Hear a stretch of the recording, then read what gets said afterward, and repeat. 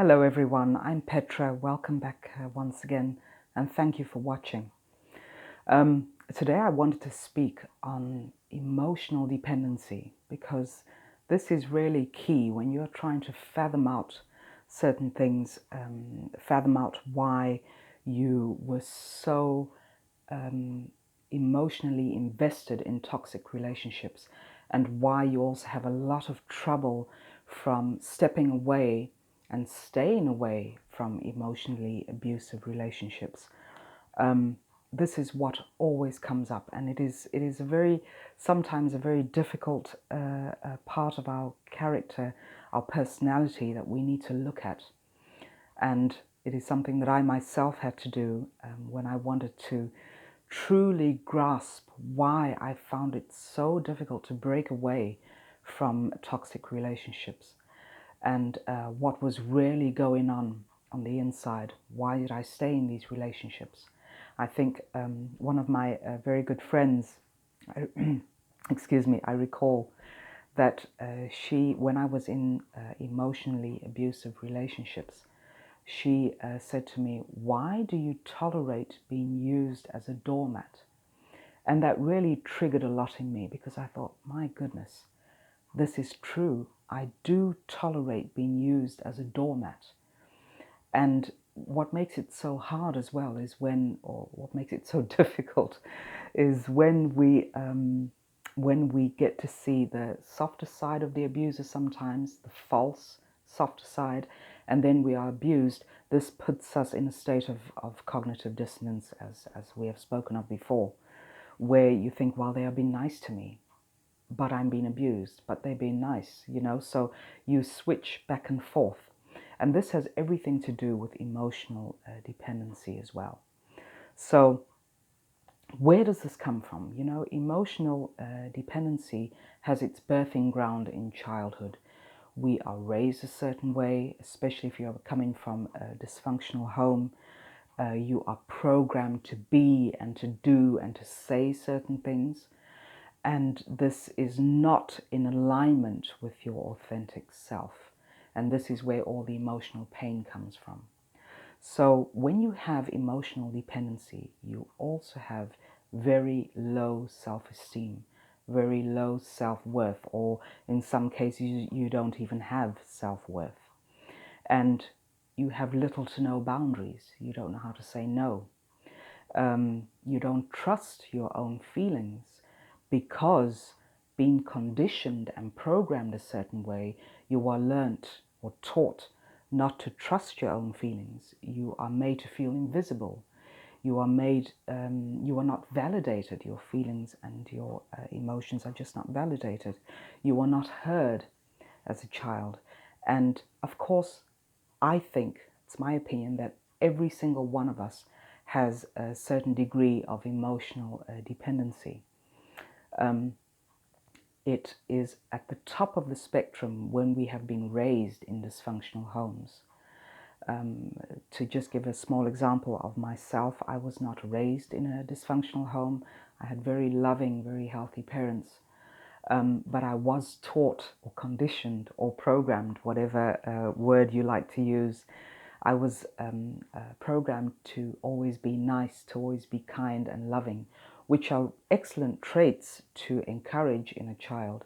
But when these traits are then taken out into the world with you, when you are an adult and you produce these traits at the expense of your own dignity and own happiness, that is when they become malignant to yourself. And, we subconsciously recreate certain situations that we experienced in childhood when we are looking for that familiar feeling. Because even though you may have, sadly enough, been abused as a child, physically, emotionally, mentally, it feels familiar to you. It feels normal. So when we grow up, we still carry those childhood traumas with us, and we recreate them unconsciously because that is what we know, that is what is familiar to us. And a narcissist, an abuser, A toxic person, they have a nose for this because they know when you are vulnerable. They know how they can continue to pour salt on your wounds. And this is what they play on. Someone who is less emotionally dependent on others has less of a chance of becoming a target to a narcissistic personality disordered person. So again, we unconsciously recreate because we are looking for those situations that feel familiar with us. We tend to look for and produce what we know. And when we are coming out of abusive relationships, it is key that we do our inner work, because by doing the inner work, you are no longer vulnerable to unauthentic behavior. So people are going to come in and step all over your boundaries, never take no for an answer. They know that you are looking for that validation that you never received in childhood. So they will give you that validation. They will give you a little bit of it, a part of it that is not sincere, it's not authentic, and they will continue to play on that. So whatever crumbs you get is what you will settle for. Because when we have been raised and programmed a certain way, when we become emotionally dependent on another, we do not have our own opinions. We don't know how to make our own decisions. We don't know how to fully trust our opinions and our feelings.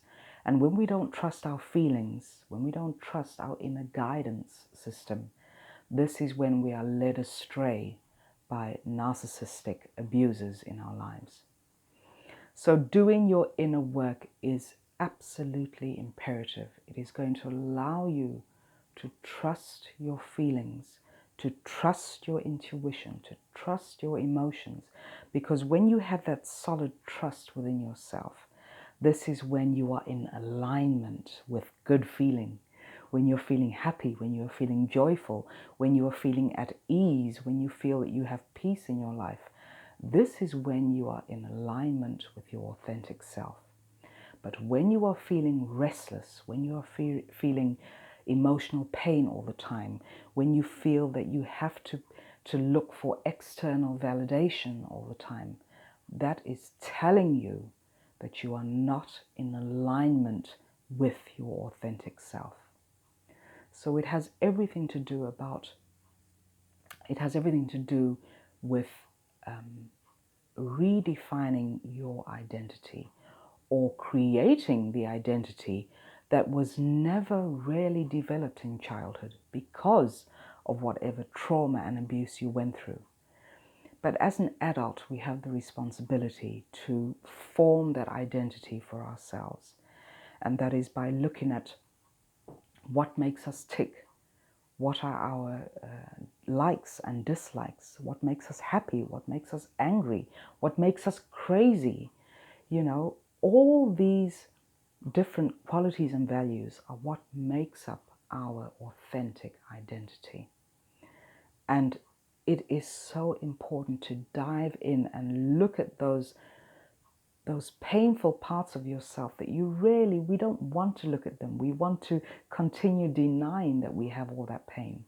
But when you acknowledge the pain and you acknowledge that you have been made to become emotionally dependent on another human being or on external factors, that is when you can begin to clean out those wounds, to heal them. And that is when you can create a new foundation for yourself, a foundation on which you will feel at ease and you will feel happiness at making your own decisions, at being okay with being on your own, not having a partner, for example, not being a doormat, not tolerating abuse because you know your authentic work. So it is all about getting into alignment with who you truly are. And that can take a lot of work, a lot of tears, a lot of pain, but it is so worth it. When you get finally get to that place of just knowing who you are and standing up for who you are, not in an aggressive fashion, but just in a fashion that just feels good. It will feel good to you. And when you are in that place, you will find that less people who have the intent of abusing you will come into your lives, and you will be able to create healthy and wholesome friendships and relationships. So emotional dependency, some people call it a disorder. I prefer to call it not being taught how to have our authentic identity. It was never encouraged. It is something that we are all born with. We are all born with authenticity. But due to the way we have been raised, due to school systems, due to some parts of society, we have forgotten who we are. And it is about getting back to that, to your identity, and being trusting of yourself. Because what do we oftentimes do when we are in abusive relationships? We don't trust the feelings we are getting. We don't trust the signals that are given to us. We do not trust the red flags. So it is all really trust-based. So be willing to look at those parts of yourself that need to be healed, and be willing to do all the work that is going to lead you back to trusting your authentic soul and spirit.